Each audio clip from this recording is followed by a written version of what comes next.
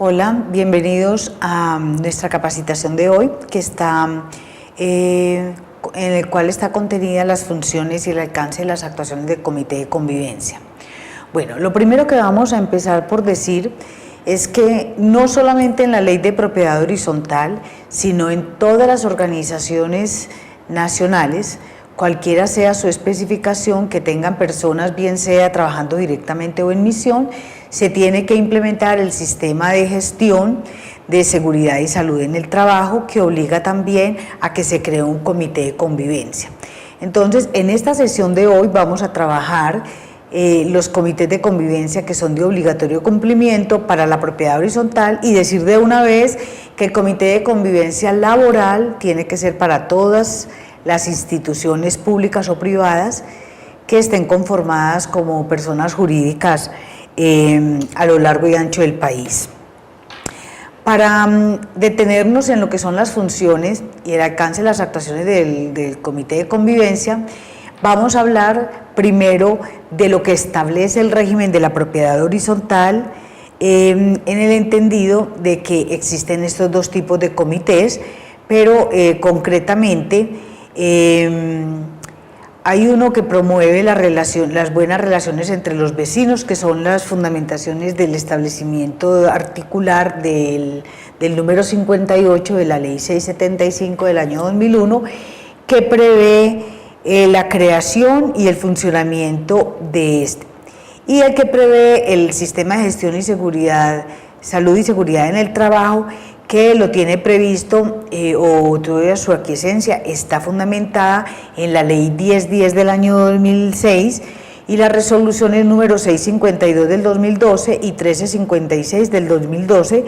que están concretamente concordantes con el ejercicio de la creación de este tipo de comité de convivencia. Y de este último, en esas dos resoluciones, se establece la conformación del Comité de Convivencia Laboral como una medida preventiva para el acoso laboral, para proteger a los trabajadores contra los riesgos psicosociales que afectan la salud en los lugares de su trabajo. Entonces, siendo así, con este preámbulo, vamos a trabajar un poco más extensamente cuál es, digamos, no solamente la descripción de sus funciones, sino el alcance de lo que hacen correspondiente a este tema y al cumplimiento de ese ejercicio que les entrega la ley. Bueno, como ya lo habíamos hablado al inicio, en el régimen de la propiedad horizontal, la ley 675, que es el régimen específico, la ley específica que determina cómo funciona este régimen especial de dominio, determinó en su artículo 58 que como una medida para la solución de los conflictos se podía trabajar con el comité de convivencia. Entonces vamos a examinar el contenido de la ley para poder explicar cada uno de estos elementos. En el artículo 58, cuando hablamos de la solución de conflictos, la ley taxativamente dice que para la solución de los conflictos que se presenten entre los propietarios o tenedores del edificio o conjunto, o entre ellos y el administrador, el consejo de administración o cualquier otro órgano de dirección o control de la persona jurídica, en razón a la aplicación e interpretación de esta ley y del reglamento de la propiedad horizontal, sin perjuicio de la competencia propia de las autoridades jurisdiccionales, se podrá acudir a. Antes de adentrarnos en el comité de convivencia, es muy importante de pronto mirar cuál es la esencia de esta articulación, de este contenido. Lo primero que hay que generar es que, hay que tener claro, es que los propietarios, bien sea entre ellos, en derecho se dice que son tenedores a cualquier título, porque pueden ser propietarios, arrendatarios, hijos de familia que viven en casa de familia con sus padres todavía, que lo hayan dado en anticresis, que lo hayan dado en cualquier tipo de operación jurídica. Esas personas que viven en una copropiedad pueden tener problemas o conflictos entre ellos y el administrador, entre ellos y el Consejo de Administración, entre ellos y el revisor fiscal, entre ellos y el resto de la Asamblea, uno de ellos y la Asamblea. Por todos estos elementos que se pueden presentar dentro de la convivencia y por tener digamos, tanta implicaciones en este régimen jurídico que es la relación de vecindad, entonces la ley ha previsto que para solucionar ese tipo de conflictos se va a tener en cuenta algunos elementos fundamentales cuando esos conflictos sean a causa de que haya una mala aplicación o una mala interpretación de la ley o del reglamento de la propiedad horizontal. Pero aquí viene una frase muy importante que reza la ley, dice, sin perjuicio de la competencia propia de las autoridades jurisdiccionales. Entonces, esto tiene muchas explicaciones.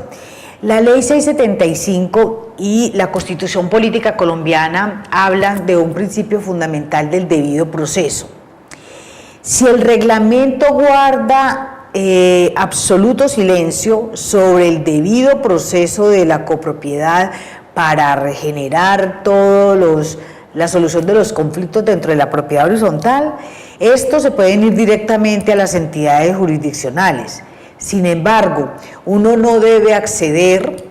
no es que no pueda, sino que no debe acceder a las autoridades externas a sacar los problemas de la copropiedad, porque cuando se sacan de ese ámbito, pues se ofrece ya unos costos y una trazabilidad diferente donde hay presencia de esos terceros que se vuelven difíciles de manejar.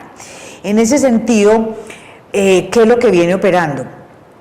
Como a partir de la Constitución de 1991, que debe quedar absolutamente claro, el panorama no solamente jurídico, sino participativo de la comunidad colombiana, quedó clarísimamente establecido con un cambio monumental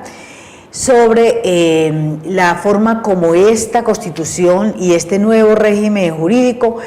privilegia las formas de diálogo entre los vecinos. Esto quiere decir, como lo veremos en otra capacitación que vamos a tener, sobre los mecanismos alternativos de solución de conflictos, sobre cómo privilegiar y todas las facultades que le otorga la ley a los ciudadanos colombianos para que, haciendo acopio de toda esa cantidad de figuras jurídicas, puedan arreglar y resolver sus problemas, teniendo en cuenta que nuestro sistema judicial se encuentra totalmente colapsado. Entonces, la ley 675, ¿qué es lo que prevé a través de la existencia del Comité de Convivencia, que genera un espacio de seguridad y de mejoramiento de las relaciones interpersonales? Es decir, digamos que ese que contempla la ley 675 tiene una dinámica mucho más social, mucho más relacional, mucho más de vecindad que el otro que tiene otro tipo de actividades, digamos, de porte más técnico. Entonces, nuestra legislación dice en el artículo 58 de la ley 675 que todos esos conflictos que puedan surgir entre todas estas personas y entre la persona natural con los de afuera se puede generar por la aplicación o la interpretación de la ley o del reglamento horizontal, del propiedad horizontal, que sin perjuicio de eso se puede ir a una competencia externa, es decir, ante las autoridades jurisdiccionales, que son las autoridades que en realidad tienen jurisdicción para actuar y proteger a los copropietarios. Entonces, querría decir lo siguiente: ¿será posible acudir ante la policía, ante una audiencia de conciliación en derecho o a una amigable composición o cualquier otro de los mecanismos que veremos más adelante para solucionar problemas? Claro que sí, pero si el estatuto interno de la copropiedad, denominado reglamento de la copropiedad, dice que hay que ventilar todos los programas y los problemas, las vicisitudes, los conflictos que se presenten entre todos los copropietarios, deben tener inicialmente un proceso interno, salvo que haya un delito que puede ser mayor o menor, porque recuerden ustedes que las contravenciones en este nuevo régimen policivo ya no existen. Entonces simplemente todos se vuelven delitos. Lo que pasa es que no es lo mismo el delito de hacer algo ilegal que tenga arreglo, que se pueda subsanar con dinero, a tener un acto ilícito, por ejemplo, como darle muerte a alguien, porque pues ya una vez que tú lo mataste, pues ya no tienes ninguna posibilidad de hacer ninguna reparación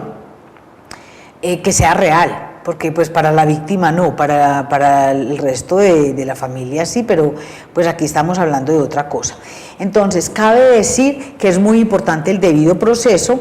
y se debe contemplar, de acuerdo con la sentencia 318, la sentencia de tutela constitucional que fue fallada a través de la número 318 del año 2002, la Corte Constitucional decidió que darle una prioridad especial al reglamento de la propiedad horizontal, porque dice que como este es un régimen tan sui generis, es un régimen de autorregulación, entonces debe tener prioridad el reglamento de la propiedad horizontal. Por supuesto que ese reglamento no puede ni contradecir la ley, ni puede contradecir muchísimo menos la Constitución Política Colombiana. Pero si el reglamento es lo suficientemente ajustado como para que aparezca una dinámica importante que se genere a partir de los compromisos de toda la copropiedad, pues por supuesto que no solamente se va a vivir mucho mejor, sino que también va a haber un incremento patrimonial, porque recuerden ustedes que las relaciones entre vecindades generan la posibilidad de incremento patrimonial en las copropiedades. Bien, entonces como se puede acudir a varios mecanismos, la ley prevé que uno de ellos sea la conformación de un comité de convivencia.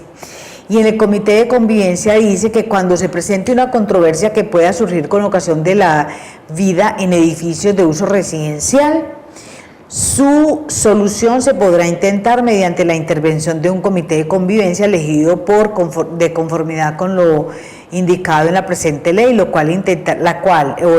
intentará presentar fórmulas de arreglo orientadas a dirimir las controversias y a fortalecer las relaciones de vecindad. Las consideraciones de este comité se consignarán en un acta suscrita por las partes y por los miembros del comité, y la participación en este será ad honorem. Quiero hacer aquí varias precisiones. La primera, la ley no ha previsto y no obliga a las copropiedades que son mixtas o comerciales a que tengan comité de convivencia. Sin embargo, en la práctica ha resultado muy útil el comité de convivencia, porque recordemos que el comité de convivencia es un sustrato de la asamblea, unas personas que tienen credibilidad, que tienen aceptación, que tienen sindéresis, que son reconocidos como líderes dentro de la comunidad, que prestan sus servicios para generar en ese comité un espacio donde las personas puedan dialogar y decirse las cosas. Como lo vamos a ver ahorita en el límite de las funciones, está claramente establecido cuál es el alcance de las decisiones y de todo lo que pasa con el comité de convivencia. Sin embargo, el comité de convivencia, aunque tiene muchas limitaciones en el ejercicio de su trabajo, lo que busca básicamente esta ley es mejorar el entorno y preparar a través de la presencia de unas personas que son líderes dentro de la comunidad y que son personas creíbles, que se generen unos espacios de diálogo para mejorar las relaciones. Eso es más o menos lo que quiere decir esto. En segundo punto, o en segundo lugar, hay una cosa muy importante, y es que las decisiones o las acciones que emprende el comité de convivencia deben dejar registrada el acta. Y el acta debe decir si se llegó o no se llegó a un acuerdo, si se presentó o no se presentó la gente, porque debe quedar trazabilidad de todos esos procedimientos. Esto significa que cuando se reúne el comité de convivencia con el quejoso y con la persona sobre la cual se puso la queja, se deben presentar ambas partes para mejorar el diálogo. Normalmente lo que debe ocurrir entre personas adultas es que se pidan disculpas y haya, digamos, un elemento sustancial de respeto por el otro, por mantener la vecindad y simplemente, aunque sea de manera formal y distante, las personas queden así y no se agredan. Pero normalmente también se ve mucho en las comunidades que la gente empieza con unas relaciones intestinas muy bravas, donde se sienten perseguidos y todo lo que pasa con esa persona, cómo los afecta, entonces se les vuelve un problema personal, y ahí lo que tenemos que tener claro son tres cosas. La primera, el comité de convivencia lo único, no puede asusar, no puede ser un tercer partido, no puede hacer absolutamente nada diferente a generar un espacio de confianza y dar la posibilidad de que las dos partes expresen cada uno qué es lo que le duele y por qué lo hizo. Y el tercer punto importante es que esa participación del Consejo de Administración es ad honorem, pero tiene unas responsabilidades grandes, por ejemplo, como el de dejar todas las actas de las reuniones y de las actuaciones que haga, porque forman parte de las obligaciones que le manda la ley. Dice también que para arreglar los conflictos cuando se puede hacer o bien por comité de convivencia o asistiendo a alguno de los mecanismos alternativos de solución de conflictos, en los que las partes podrán ir a hacer ese trabajo a los centros de conciliación, a los centros de arbitraje, pedir un amigable componedor, ir a una notaría y hacer un acuerdo interpartes y todo eso. Pero hay unas características que se vuelven fundamentales dentro de los miembros del comité. Por ejemplo, este comité tiene una característica muy especial, y es que ya no como en el Consejo de Administración, donde las personas toman decisiones jurídicas y económicas, deben ser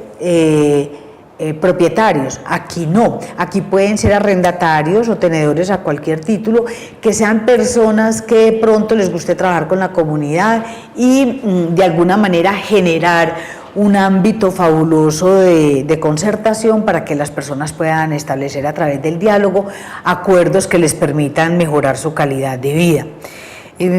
Son elegidos para periodos de 1 año y, como lo dice la ley, debe ser un número impar de mínimo 3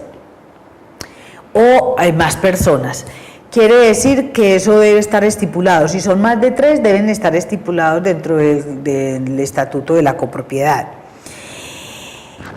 Lo más importante que yo quiero hacer énfasis, y es porque la gente en las copropiedades siempre dice: no, qué pereza, yo no quiero ser miembro del Consejo de Administración, porque es que cuando uno es miembro del Consejo de Administración resulta que tiene muchos problemas con la comunidad, porque entonces ya uno se vuelve juez y parte. Quiero decirles a todos y a todas que eso no es posible, porque los miembros del comité de convivencia, la única función que pueden cumplir, el único ámbito, el único alcance que tienen con sus decisiones es proveer un espacio de diálogo para la comunidad. Y dice en el parágrafo 2 de este mismo artículo y de esta misma ley que el comité consagrado en el presente artículo, es decir, el comité de convivencia, en ningún caso podrá imponer sanciones. Eso le debe quedar clarísimo a todo el mundo, porque no puede en ningún caso imponer sanciones. Lo único que hace es escuchar, propiciar el espacio, a tratar de ayudar a que en ese espacio las personas lleguen a un acuerdo y se hablen, porque dialogando normalmente las personas pueden interesarse, pero tampoco puede imponer sanciones, sino dejar simplemente un registro sucinto de los hechos que han ocurrido a través de un acta que deje trazabilidad del procedimiento que ha efectuado el Consejo de Administración, el Comité de Convivencia, para que le entregue al final del año,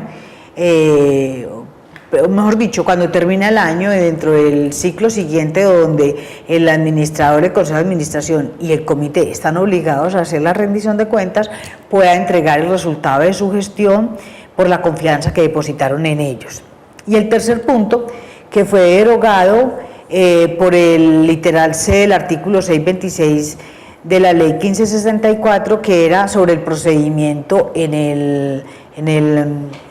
procedimiento que había fijado antes de la reforma del Código General del Proceso, que ya está en vigencia. Pero vamos a hablar entonces del segundo comité, que surgió a partir del 2012 con la expedición de toda la legislación de la ley 1010 del 2006 y todas las resoluciones de las cuales estoy haciendo mención a la 652 porque establece clarísimamente cómo se hace la conformación del comité de convivencia laboral, porque para hacer énfasis en un elemento importante, a veces las copropiedades dicen, no, pero es que yo no tengo gente que trabaje directamente aquí para mí porque yo tengo todo subcontratado. Muy bien, el sistema de gestión de seguridad y salud en el trabajo ha previsto dentro de todo su espectro de desarrollo en la protección laboral de las personas, que la existencia de ese comité pueda hacer unas garantías específicas de protección para el trabajador y por lo tanto no importa si la comunidad copropietaria los tiene vinculados directamente a través de su propia nómina o los tiene como terceros que vienen en misión a la copropiedad, porque los trabajadores en misión también son nuestra responsabilidad como copropietarios. Esto quiere decir que basados en la legislación y basados en la responsabilidad que le impone la ley a todas las organizaciones, el sistema de gestión de riesgos es un tema fundamental a la hora de poder permitirle a alguien el ingreso a nuestra copropiedad. Es claro, y lo venimos viendo desde hace rato, que cuando lo venimos viendo desde hace más o menos unos 15 años, que inició todo el proceso de obligatoriedad de generar unos compromisos importantes de protección para los trabajadores y también con el ánimo de que las empresas no sean castigadas por no tener en cuenta ese control de riesgos, que empezó, por ejemplo, que si usted va a entrar a una multinacional tiene que demostrar que tiene ARL y EPS como mínimo para poder ingresar a la empresa. Está ocurriendo prácticamente lo mismo en las copropiedades. Cuando un trabajador, no cuando una persona normal va a su casa, usted dice, le timbran por el citófono y usted dice que la dejen pasar, porque la ley contempla desde 1887, es decir, desde que se inició el Código Civil colombiano,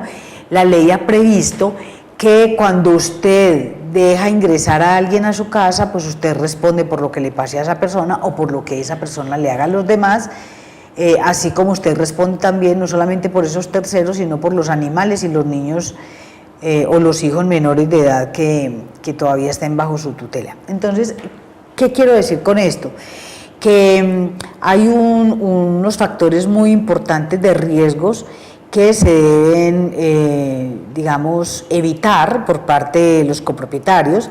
En otras capacitaciones habíamos hablado, por ejemplo, que el artículo 50 de la ley 675 es muy abrupto, muy duro, muy fuerte con el tema de los administradores por la responsabilidad, el nivel de responsabilidad, el peso tan exorbitante de responsabilidad que pone sobre sus hombros, al decirle que además que tiene que responder por todo,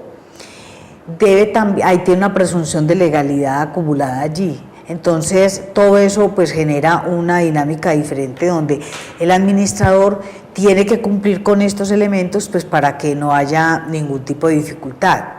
Entonces tiene que generar un comité de convivencia que lo podríamos decir que es un comité social porque se encarga de abrir espacios cuando hay confrontación entre vecinos para el diálogo. Pero también existe el otro que lo ha impuesto la ley desde el año 2012, es decir, 11 años después de que nació la ley de propiedad horizontal, y le dice usted también como es un ente y como también tiene personas contratadas directamente o por interpuestas personas, es decir, contrata con unos terceros a través de unos contratos específicos de tipo comercial y civil, donde usted no va a tener contrato laboral, pero tiene igual responsabilidad por lo que pase con esos trabajadores dentro. Entonces, así estén en misión en en su copropiedad, usted los tiene que proteger, y de allí viene entonces que en el año 2012 se hizo efectivo ese procedimiento a través de la expedición del Ministerio de Trabajo, de este comité que lo funda y le dice, que establece que ese comité de convivencia laboral es para entidades públicas y privadas. Una entidad es una persona jurídica con o sin ánimo de lucro, da igual. Tiene que hacer ese comité como una medida preventiva para el acoso laboral que contribuye a proteger a los trabajadores contra los riesgos psicosociales que afectan la salud en sus lugares de trabajo. El acoso laboral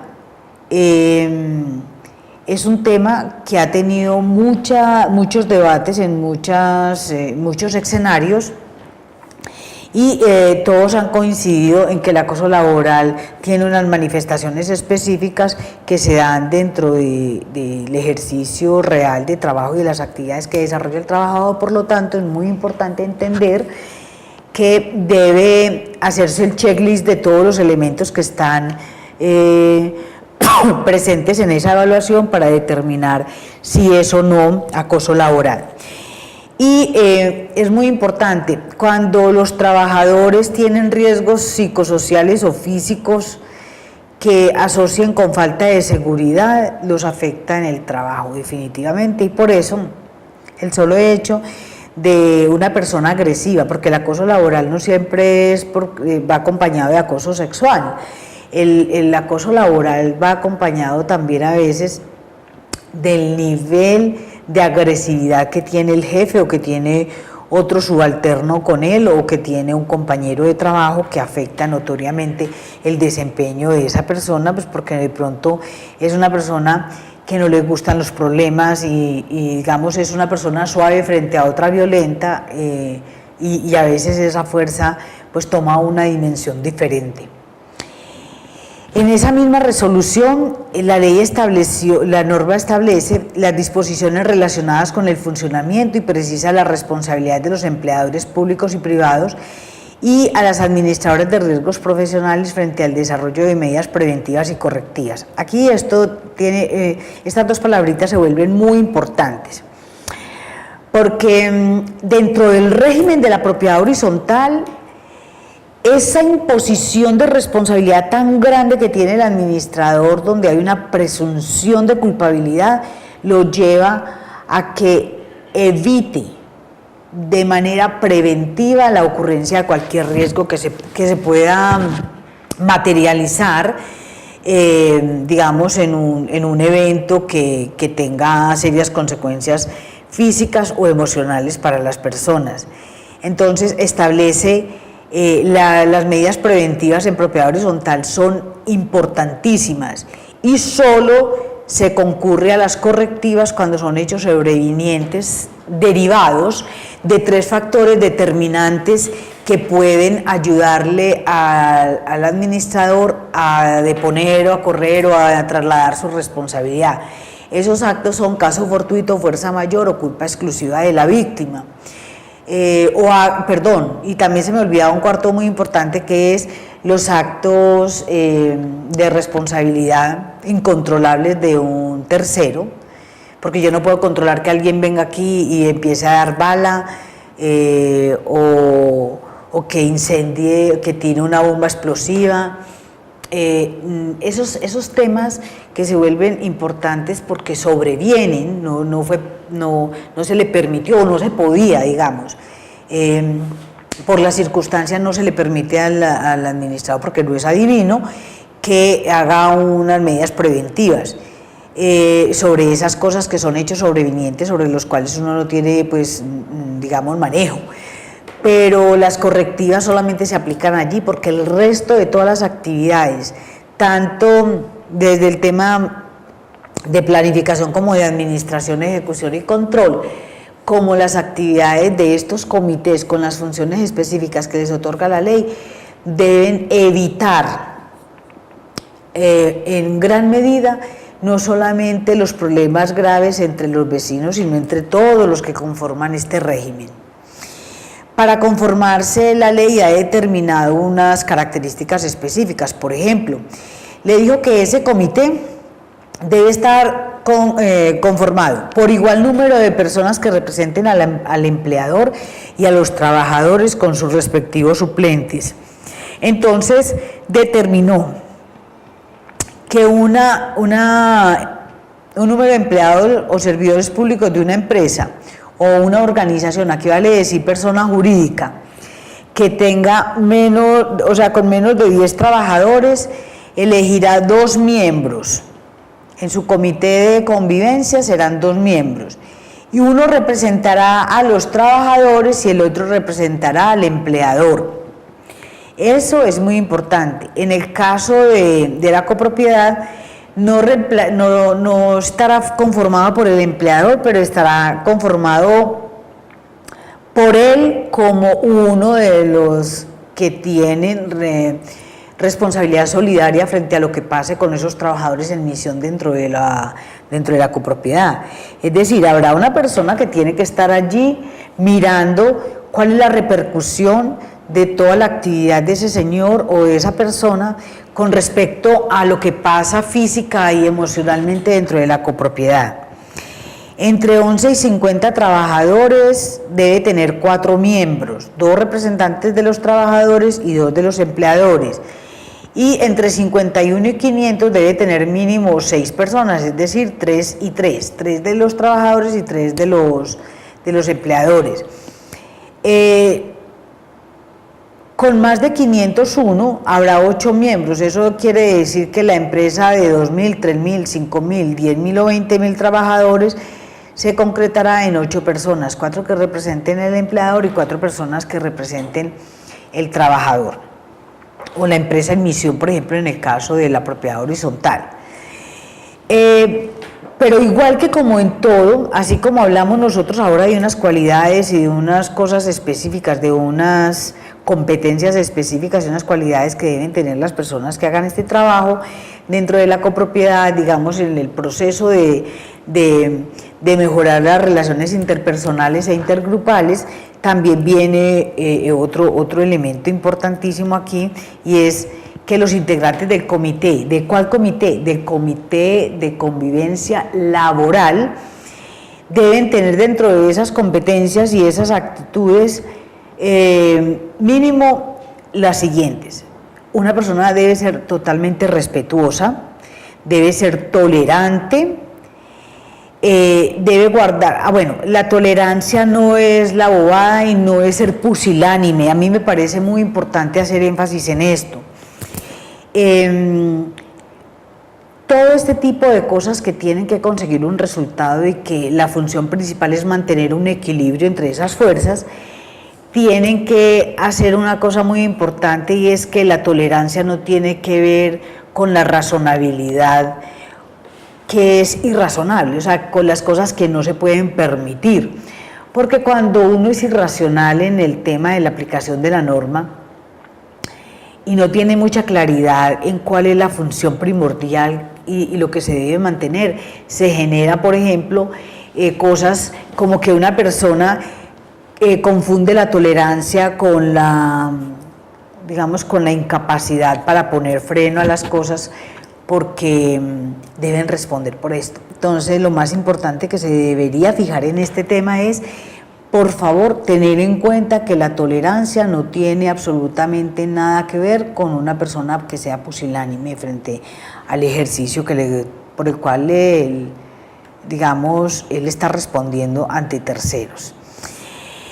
La confidencialidad, señores, es un tema súper importante. El tema de la confidencialidad no está en que cuidado, que voy a ser infidente, que mira lo que pasó allí, que cuidado, que nadie más que usted y yo lo sabemos. Guardar confidencialidad sobre los asuntos que se le encomiendan, sobre todo a un tema como estos, donde hay tantas cosas vulnerables, donde alguien que reproduzca lo que dijo otra persona y no sea la expresión concreta puede desatar una guerra. Esto es muy delicado. El tema de la confidencialidad es un tema que pareciera elemental, pero realmente es trascendental por el nivel de digamos, de cohesión que genera al interior de la comunidad donde esa persona está. La ética, tener ética a toda prueba es un tema muy importante. La gente no sabe qué es ética, no sabe cómo defender la ética. Es más, la confunde con moral. La ética, según varios tratadistas, es tener claro y defender lo que uno sabe que es cierto. La ética tiene que ver con ser inquebrantable frente a las cosas donde uno tiene necesariamente que guardar lealtad. Y la lealtad no es esconderle a alguien cosas, eso no es lealtad. Eso se llama de otra manera, eso no es lealtad. La lealtad es ser leal con la verdad, con la integridad de las cosas y haciendo prevalecer el interés general sobre el interés particular. Cuando hay tener un alto grado o habilidad de comunicación, la habilidad para la comunicación no crea que solamente la tienen los comunicadores, hay personas que son persuasivas, que dirimen acerca de la existencia de un problema de una manera muy armónica que permite generar en la comunidad un acercamiento claro porque utiliza las palabras de manera responsable. La comunicación es el que permea, el que diluye, el que suaviza, el que humecta las relaciones de los seres humanos. Es un catalizador importante porque uno puede tener mucha afinidad con las personas y puede tener, digamos, un manejo de la realidad grande, pero puede que no tenga una buena comunicación, y una buena comunicación y una mala comunicación se generaría la ruptura total, inclusive con las personas que tienen buena química. Entonces, la comunicación es un elemento, un catalizador muy importante en las relaciones de las personas, porque cuando la comunicación es directa, es clara, es leal, se acoge a todo lo que beneficia a toda la gente y se guarda sobre todo con muchísima ética, se comunica lo que es, en la proporción que es y para quién es, entonces se tiende a tener muchísimo éxito en esa intermediación. La habilidad en la comunicación también tiene que ver con lograr que cuando hay una distorsión en la comunicación entre algunos otros, hay que identificar si es un proceso de mala comunicación o es que la presencia de un tercer partido que está allí sacando partido de esa relación conflictiva, y eso es lo que tenemos que identificar. Por eso los comités de convivencia son tan importantes y también, por supuesto, tienen que prepararse en metodologías específicas que les permitan ayudar a mejorar la relación de toda la comunidad. La imparcialidad, desafortunadamente la imparcialidad es un tema que brilla por su ausencia en la normalidad de todos los seres humanos. Muy pocas personas son imparciales. Y hay un problema muy delicado porque los seres humanos tenemos un tema que le decimos química, donde hay algunos, cuando los seres humanos entendemos que el universo se mueve por energía, también entendemos que así como hay una buena energía, hay gente que tiene muy mala energía y todo eso la vuelve pesada. Pero nosotros como administradores tenemos, o como personas que tenemos intereses superiores dentro de una institución o una organización, porque al empresario también le importa es el devenir institucional, entonces tiene que tener imparcialidad para poder determinar el nivel de actuaciones o el alcance de las actuaciones que debe tener y que debe ser a toda prueba. Tiene que ser, mire, no hay nada tan desestabilizador en una comunidad como quitarle datos estables a la comunidad. Los datos estables son todas aquellas cosas que los hacen ser operativos de manera permanente, sin sacarlos de su actividad normal. Por ejemplo, para la empresa que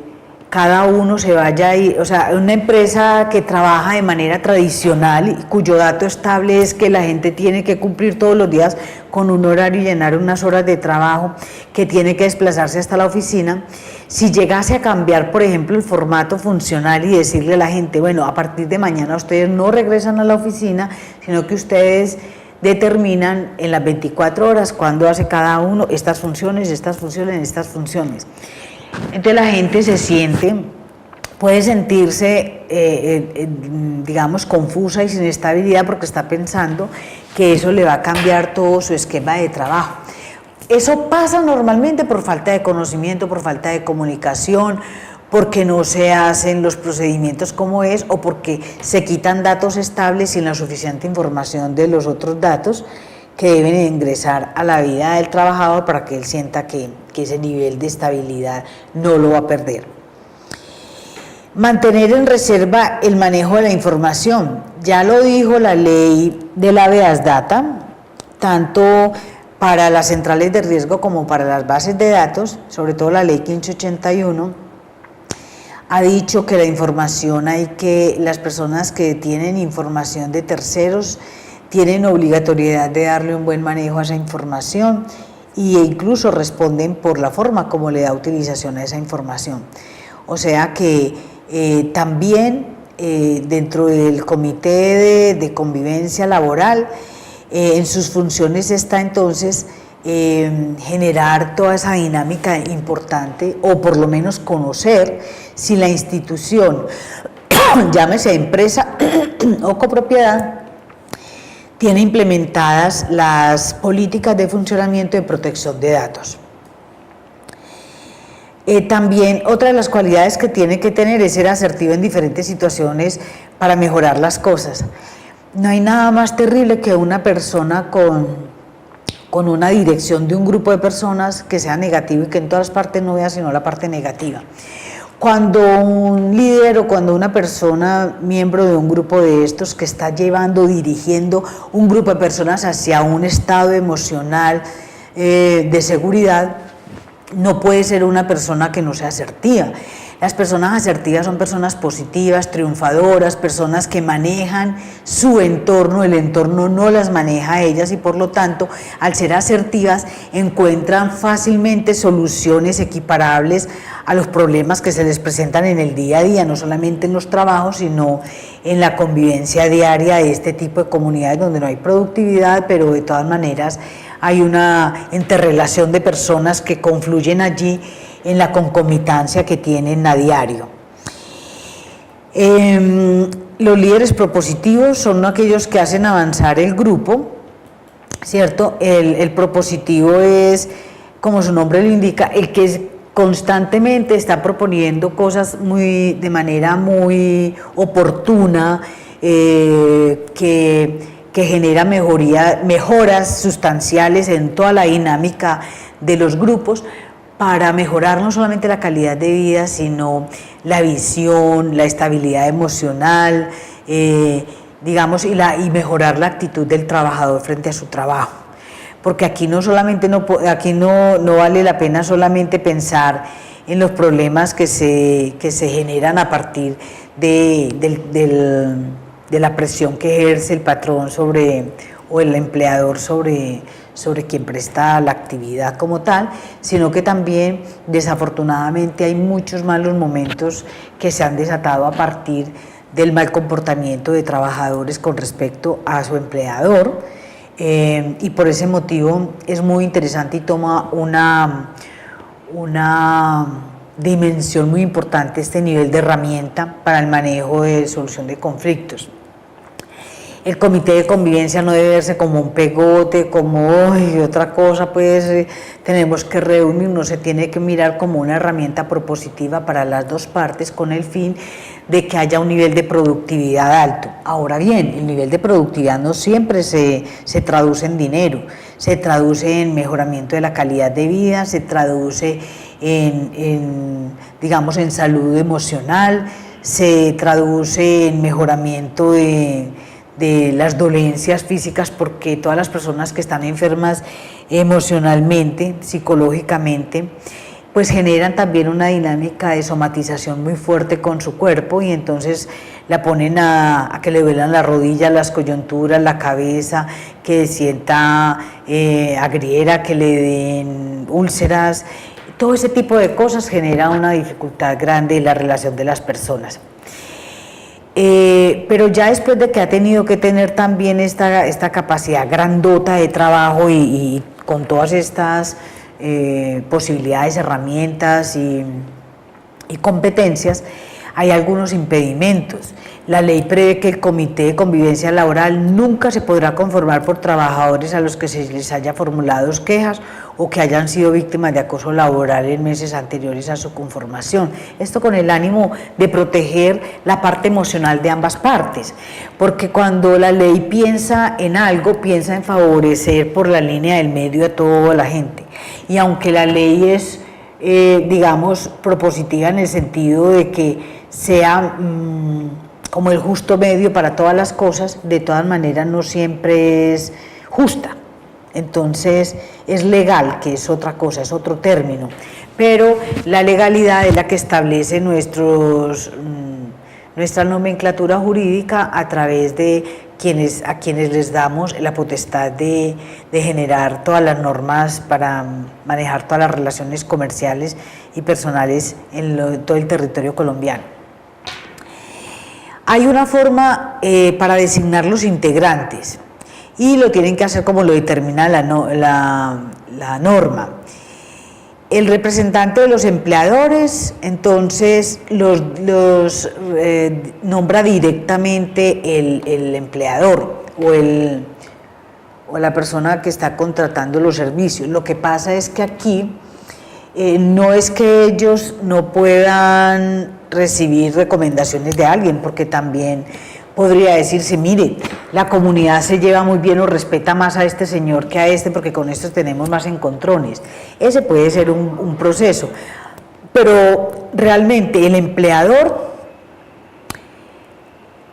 es la persona que define quién es su grupo de trabajo y ahí no puede interferir nadie. Y en los trabajadores, pues también, aunque normalmente, ¿qué es lo que pasa? Que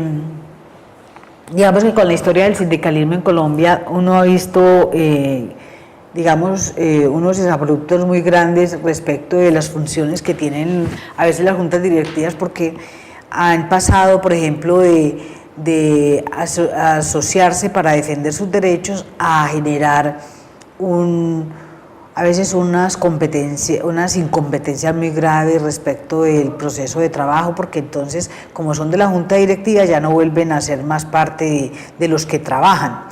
Entonces, toda esa historia me imagino que es parte de lo que ha generado que estos comités no vayan a tomar una dimensión injusta o una dimensión desmesurada o algo que no se quiere, para no desintegrar como el sentido mismo de la conformación de este tipo de comités,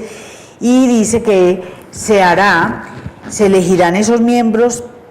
a través de una votación secreta y mediante escrutinio público, es decir, tendríamos que pensar en una asamblea donde todos los copropietarios que representarían, digamos, aquí como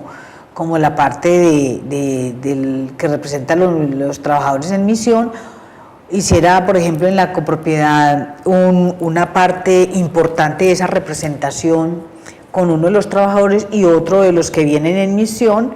Se reunirían, por ejemplo, los que vienen de seguridad, los que llegan de aseo, los que llegan de prestadores de servicios de otros que sean digamos, de manera permanente en la copropiedad, y de allí se podría sacar uno y uno, pues como para representar esta parte importante. Y en este régimen de propiedad horizontal, por las características propias del régimen, aquí no estamos hablando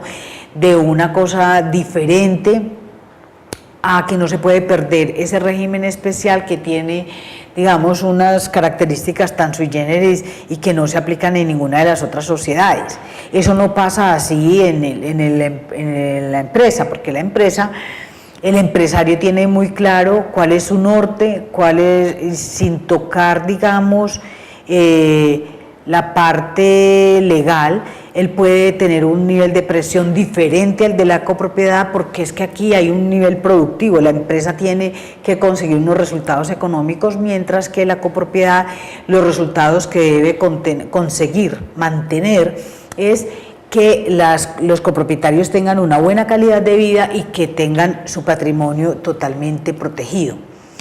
Y basados en ese tema, entonces, esos comités tienen una fuerza vinculante importante, porque la actitud de las personas hace que defina el nivel de ejecución con nivel de eficiencia en el trabajo. La eficiencia es un factor importantísimo, sobre todo teniendo en cuenta, por ejemplo, que en el tema laboral el factor más importante que existe es el tiempo. El tiempo es un recurso que no es renovable y por lo tanto quien pierde el tiempo pierde la vida. Entonces los empresarios tienen muy claro el concepto de que tiene que haber unos rendimientos, un nivel de eficiencia alto que califican con tiempo, digamos, nivel de productividad contra el tiempo, que ese es el nivel de eficiencia. Y como están establecidos, digamos, unos criterios ya muy claros en toda la parte laboral, eso hace que ambas partes se protejan mutuamente y que se pueda generar todo ese proceso de desarrollo que generaría la actividad a la que ellos, digamos, pues a la que se deben. El periodo de actividades de ellos, el periodo de los miembros del comité de convivencia será de 2 años a partir de la conformación de este y se contará desde la fecha de la designación. Entonces estamos hablando aquí. Es una elección, recordemos que elegir, nombrar y designar son 3 temas totalmente diferentes,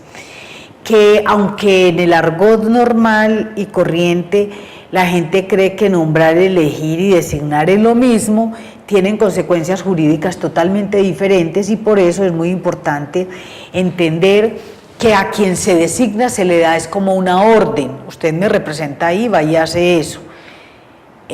No ocurre lo mismo con la elección ni con el nombramiento. En la designación hay una orden directa de una persona con autoridad a un subalterno donde la obliga a hacer un trabajo.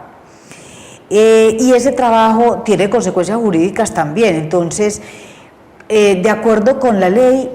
para ambas, tanto para la copropiedad como para la empresa productiva,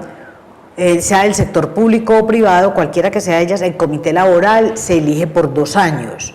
Y cuando se elige por esos 2 años tiene que cumplir con las actividades propias que le genera, digamos, la designación de esas funciones específicas y se conforman desde ese mismo instante. Entonces uno no puede decir, no, es que fuimos designados hasta que no nos entregue el otro comité. No, hay una trazabilidad que permite que en 24 horas se entregue eso cuando se elige otro consejo, porque el comité de convivencia laboral tiene unas características muy específicas y que es el cumplimiento de unos temas de orden técnico muy específicos para poder garantizar la productividad en las empresas. Entonces el nivel de eficiencia es claro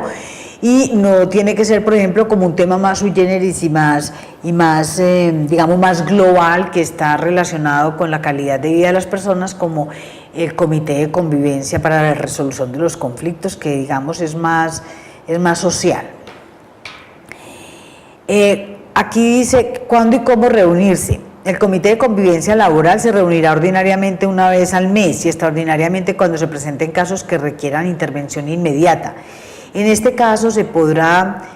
ser convocado por cualquiera de sus integrantes. Mire lo interesante que resulta este tema. Como ellos deben tener establecido obligatoriamente por la ley, tal como lo determina la norma, dice que se reunirá ordinariamente una vez al mes. Es decir, ¿se puede reunir cada 3 meses? No. Se tiene que reunir cada mes y debe existir un plan de trabajo específico, una revisión normativa de las cosas. una revisión del acontecer de cada día en esa institución. Y por eso, cuando se presentan casos específicos que no están contemplados dentro de, hay un caso de urgencia o una emergencia, se tienen que reunir de manera extraordinaria cuando ocurran esos temas. Pero lo más importante de todos es que no hay que tener un presidente, un secretario o alguien específico que haga la convocatoria por ley, sino que le dice cualquiera de las partes. O sea, cuando ellos se constituyen y empiezan a hacer su funcionamiento por esa designación que le han hecho, al día siguiente tienen que estar funcionando. Pero hay una cosa muy importante cuando estamos hablando digamos, de la conformación, y es que una vez establecido que se van a reunir el primer miércoles de cada mes, el cuarto jueves de la semana, del mes, en los primeros 10 días o el primer lunes que no sea festivo cada mes, bueno, cualquiera de esas cosas que pongan, lo único que se verá es que en los casos que no estén contemplados allí en ese trabajo, serán convocados por cualquiera de sus integrantes. Quiere decir, si son 2, puede ser uno de los 2, si son 4, puede ser cualquiera de ellos, si son 6 u 8, cualquiera. No necesita un número especial diferente para poder citar con voz y voto. Las mayorías para sesionar. Dice que sesiona con la mitad más uno de sus integrantes, entonces aquí cabría decir, la mitad de 2 es 1, pero como no existe la posibilidad de que sea 1,5, porque de lo que estamos hablando no es de coeficientes, no es de porcentajes, sino de personas, es muy importante entender que cuando un comité de convivencia tiene 2 personas para sesionar, no puede hacerlo sino con las 2, o sea, con la totalidad del 100% de los integrantes que fueron designados para la conformación y funcionamiento de ese comité. No ocurre lo mismo en las otras, porque con los de 3 sesionan 2, con el de 4 sesionan 3 y con el de 6 sesionan 5 y con el de 8 sesionan desde 4. Entonces habría un tema allí muy interesante que hay que mirar en el tema de las mayorías. En las empresas de 10 o menos trabajadores, el comité sesionará con los integrantes que represente al empleador y a los trabajadores. Eso que fue lo que ya miramos, que era cuando hay un grupo muy pequeño de personas que no llegan a 10 y que entonces habría que tener 2 personas, en cuyo caso nunca podrá sesionar por mayoría simple, sino por mayoría absoluta, es decir, por el 100% de sus integrantes. Para la implementación del comité, las entidades públicas o empresas privadas, y en empresas privadas quiero hacer mucho énfasis en que es en cualquier organización, como lo es la propiedad horizontal, por ser una persona jurídica organizada con NID, con derechos, obligaciones y responsabilidades, dispondrán hasta de 3 meses, contados a partir de la publicación de la resolución en mención para implementar el contenido. Esto quiere decir que, señores revisores fiscales, señores contadores, señores empresarios, esto ya debe estar implementado a estas alturas en absolutamente todas las personas jurídicas del país. Y finalmente, la misma resolución en el capítulo 2 establece la responsabilidad de los empleadores y las administradoras de riesgos profesionales ante el desarrollo de medidas preventivas y correctivas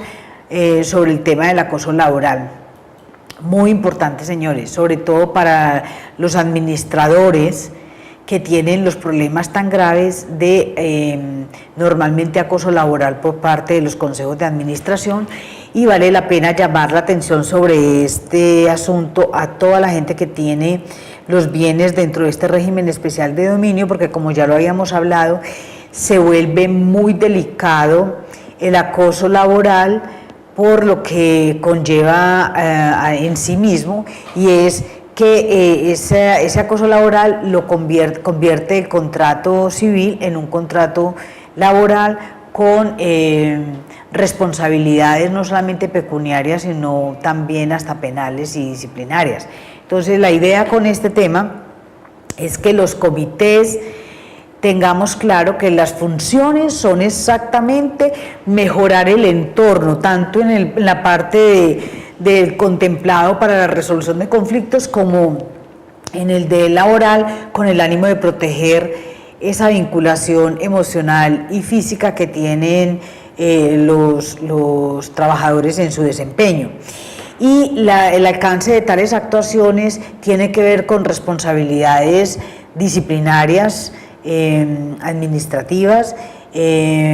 con la responsabilidad que implica también la parte penal si se llega a ver pues un problema que derive en una denuncia,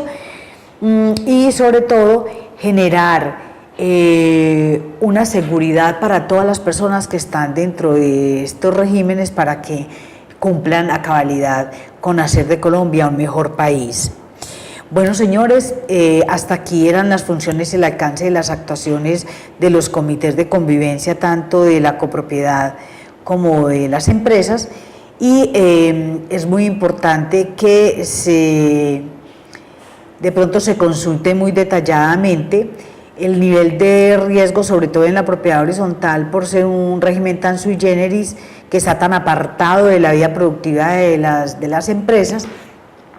donde la característica fundamental de este trabajo está muy encaminado a acciones preventivas con el ánimo de que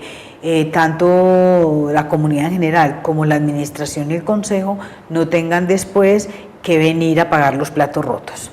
Eso ha sido todo por hoy, muchas gracias, hasta otra oportunidad.